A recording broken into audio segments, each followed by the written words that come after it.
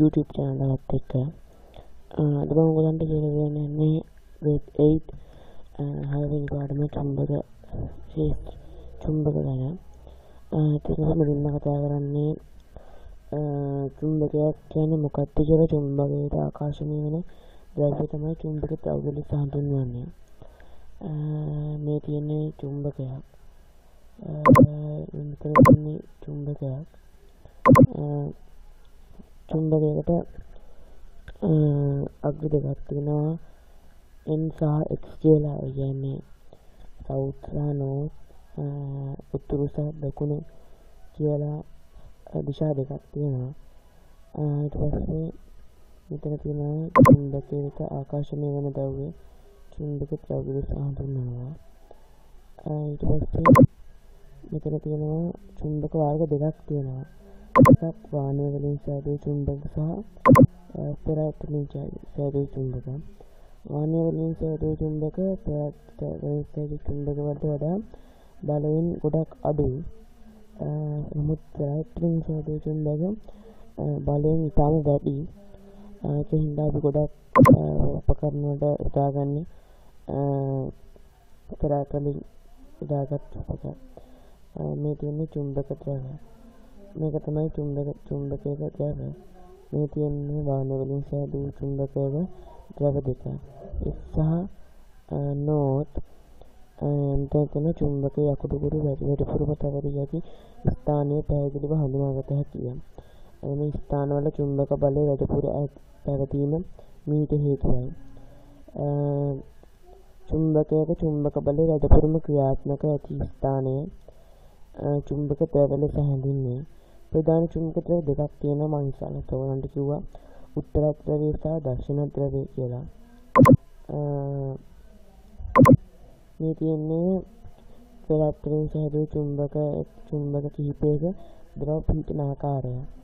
මේ දණ්ඩ චුම්බකයක්, අශ්වරාගම චුම්බකයක්,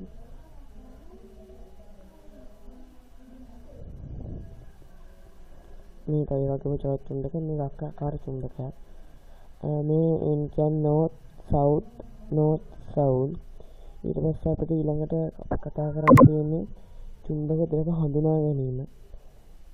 ගොඩක් පෙරහත් වලින් කියන්නේ චුම්බකයක ද්‍රව ලකුණු නොකර චුම්බකයේ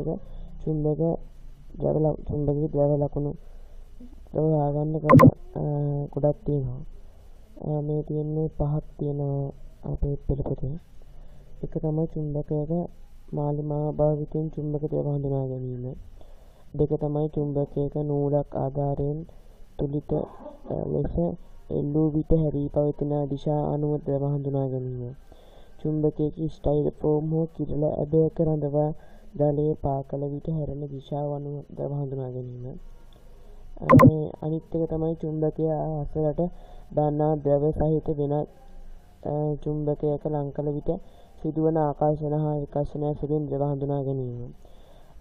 අන්තිම එක තමයි චුම්බක ඔරලෝසු තටිය මත තබා එය තවත් ඔරලෝසු තටියක් මත නිදහසේ චලනය කළ විට හැරී පවතින දිශාවට අනුව ද්‍රව හඳුනා ගැනීම. ඊට පස්සේ අපි කතා කරන්නේ චුම්බකයක චුම්බක ක්ෂේත්‍රය ගැන. ඒකට අපේ පෙළ පොතේ ක්‍රියාකාරකම් 3ක් තියලා තියෙනවා. එකක් තමයි දණ්ඩ චුම්බකයක්, යකඩ කුඩු සහ කාඩ්බෝඩ් කැබලි ආකාරයෙන් කරන චුම්බකය.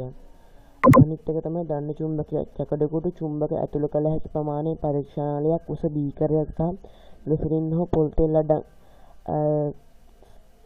යොදාගෙන කරන එක. චුම්බක ක්ෂේත්‍රය කියලා කියන්නේ චුම්බකයේ අවට චුම්බක බලය රඳා පවතින ප්‍රදේශය. මෙන්න මේ වගේ චුම්බකයක චුම්බක බලය රඳා පවතින ප්‍රදේශය තමයි චුම්බක ක්ෂේත්‍රය කියලා කියන්නේ. මේ තමයි තුන්වෙනි මේ ක්‍රියාකාරකම. ඒකේ අපේ අවශ්‍ය ද්‍රව්‍ය කෙටි දණ්ඩ චුම්බක 2ක් A4 ප්‍රමාණයේ ස්ටයිරෝෆෝම් පුවරුවක් කාඩ්බෝඩ් කැබලි 4ක් A4 ප්‍රමාණයේ කාඩ්බෝඩ් කැබලි 4ක් සහ බයින්ඩර් ගම් සහ යකඩ කුඩු. ඒක කරන්නේ අර විදිහටමයි. මේ තියෙන්නේ විජාත්‍රීය ද්‍රව අතර චුම්බක ක්ෂේත්‍රයේ රටාව. මේ තමයි සජාතීය ද්‍රව අතර චුම්බක ක්ෂේත්‍රයේ රටාව. ඊට පස්සේ කතා කරන්නේ මාලිමාව නැමැති ද්‍රව හඳුනා ගන්න පුළුවන් දිශා හඳුනා ගන්න පුළුවන් උපකරණය ගැන. දිශා හඳුනා ගැනීමට චුම්බක මාලිමාව නැමැති උපකරණය භාවිත කරන බව ඔබ දනිති. මාලිමාව මීට වසර ගණනකට පමණ පෙර චීන ජාතිකයන් විසින් නිර්මාණය කරනු ලැබ ඇත. මේ තියෙන විවිධ ආකාරයේ මාලිමා. මේ තමයි වර්තමානයේ පාවිච්චි වන මාලිමා. මේ තමයි අතීතයේදී භාවිත වුණ මාලිමා. අපිට මාලිමාවක් හදා ගන්න පුළුවන්, ගෙදර සරලවම හදා ගන්න පුළුවන්. ඉන්දිකටරකින් මාලිමාවක් සකසන අයුරු අපේ පෙර පොතේ ක්‍රියාකාරකම 6-7 පෙන්වලා දෙනවා. ඊට පස්සේ ක්‍රියාකාරකම 6-8ක් ඒ වගේම මාලිමාවක තව හඳුනා ගන්න පුළුවන් ක්‍රියාකාරකම කියලා දෙනවා. ඊට පස්සේ අපි කතා කරන්නේ භූ චුම්බකත්වය ගැන. භූ චුම්බකය මාලිමාවක් ආධාරයෙන් පෘථිවියේ උතුරු දකුණු දිශා හඳුනාගත හැකි බව ඔබ හොඳින් දනිමු. පෘථිවිය අසල මාලිමාවක් තිබූ විට එහි කට උතුරු දකුණු දිශාවට ඔස්සේ පිහිටයි. මෙතන භූ චුම්බකය. භූ චුම්බකය කියලා හඳුන්වන්නේ පෘථිවිය අසල පවතින මෙම චුම්බක ඵලය. පෘථිවිය අසල පවතින චුම්බක ඵලය භූ චුම්බකත්වය ලෙස හඳුන්වනවා. මේකෙත් තියෙනවා චුම්බක උතුර සහ සත්‍ය උතුර කියලා. චුම්බක සත්‍ය උතුර තියෙන්නේ උතුරු දිශාවෙන්. චුම්බක උතුර තියෙන්නේ සත්‍ය උතුරට ටිකක් පෑඹ දිශාවෙන්. උතුරු දිශා අංශ කිහිපයකට ආනතිය තමයි චුම්බක උතුර පවතින්නේ. ඊට පස්සේ අපි කතා කරනවා తాවකාලික චුම්බක හා ස්ථීර චුම්බක කියලා.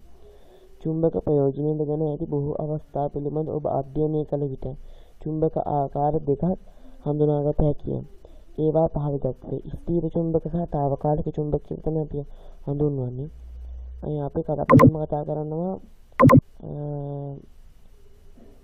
ස්ථීර චුම්බක සැහැදීම. විවිධ හැඩයන් හා ප්‍රමාණයෙන් චුම්බක විවිධ කාර්ය සඳහා භාවිතා කරනු ලැබේ. චුම්බක පැනීම සඳහා චුම්බක ගුණ දක්වනු ලබන ද්‍රව්‍ය යොදා ගැනීම ලැබේ.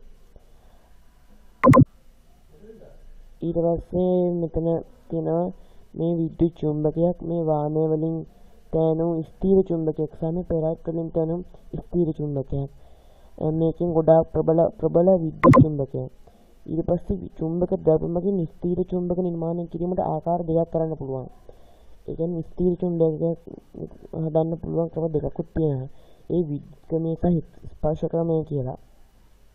මේකත් ඉතාම සරල විදිහට ක්‍රියාකාරකම 6-11 බෙදලා හදන්න පුළුවන් විදිහට අච්චුපතේ ක්‍රියාකාරකම 6-11 ක්‍රියාකාරම අපිට පෙන්වා දෙනවා. ඔයගොල්ලෝ කිසිවියක් කරලා බලන්න. 6-12 ක්‍රියාකාරකෙත් ඒ වගේම ඉතාම සරල එකක් තමයි කියලා දෙන්නේ. ඊට පස්සේ අපි කියනවා ස්ථීර චුම්බකවල චුම්බකත්වයේ සමදා වෙනස් පවතීද? ඔව්. නමුත් මේක මෙන්න මෙතන තියෙන හේතු ටිකට ලක් වුවහොත් ඒ ස්ථීර චුම්බකයේ චුම්බකත්වය නැති වෙලා යනවා. ඒව තමයි කාලය සහ කල්ගත වීම, දැඩි උෂ්ණත්වයකට ලක්වීම, ප්‍රබල චුම්බක ක්ෂේත්‍ර වලට ලක්වීම සහ කම්පන වලට ලක්වීම. ඒවා වුණොත් අපේ චුම්බකයේ නැත්තම් චුම්බක මාලිමාවේ චුම්බකයේ ප්‍රබලතාවය ඉක්මනින් නැති වෙලා යනවා. ඊට පස්සේ අපි කතා කරන්නේ ස්ථීර චුම්බක කොහොමද ගබඩා කරන්න කියලා. ස්ථීර චුම්බක ගබඩා කරන්නේ මෘදු යකඩ දෙකක් දකුණින් සහ බටහිරින්ද මැදින් මෘදු යකඩ තහත් ලී දණ්ඩක්ද තියලා තමයි ගබඩා කරන්නේ. මෙන්න මේ ආකාරයට තමයි ඒක ගබඩා කරන්නේ.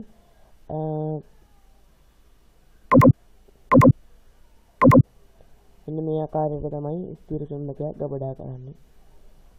ඊට පස්සේ අපි කතා කරන්නේ ස්ථීර චුම්බක වල භාවිත. ස්ථීර චුම්බක භාවිත කියුවාම අපි ගොඩක් වෙලාවට ස්ථීර චුම්බක තමයි භාවිත කරන්නේ. ස්පීකර් වල ශබ්ද පොඩි කුඩා මෝටර් වලට නැත්නම් බෑග් සඳහා විසිතුරු ක්‍රීඩා භාණ්ඩ විශේෂයෙන්ම බලන්න ඕනේ මාලිමා කටු යන්ත්‍රවල දර්ශක කටුව. මේක තියෙන්නේ පොඩි චුම්බක පෙත්තක් උඩ කටුවක් අරගෙනවා. ඒකෙන් දිශාව හඳුනා ගැනීමට ඉතාම පහසුයි. ඒකෙන් තමයි මාලිමා යන්ත්‍රය කියලා කියන්නේ. තව ඕනනම් පැන්සල් පෙට්ටිවල තිබෙනවා ශීතකරණ අන්තවල ද්‍රව්‍යවල සහ දුරකථන කවරවල. ඒ ටික තමයි ඉතින් අතර මම ඔයගොල්ලෝ වීඩියෝ එකකින් ගෙනාවේ. ඔයගොල්ලෝ මේකේ තියෙන අභ්‍යාසය කරන්න. ඒක ඔයගොල්ලෝ මගේ මේකත් අහලා අභ්‍යාසත් කරන්න. එතකොට ඔයගොල්ලන්ට හොඳ දැනුමක් එනවා චුම්බක පාඩම් පිළිබඳව. මෙතන තියෙන අපිට පාරිභාෂික වචන කියලා. චුම්බක වලට අපි ඉංග්‍රීසි වලින් කියන්නේ මැග්නට් කියලා. ස්ථිර චුම්බක permanent magnet.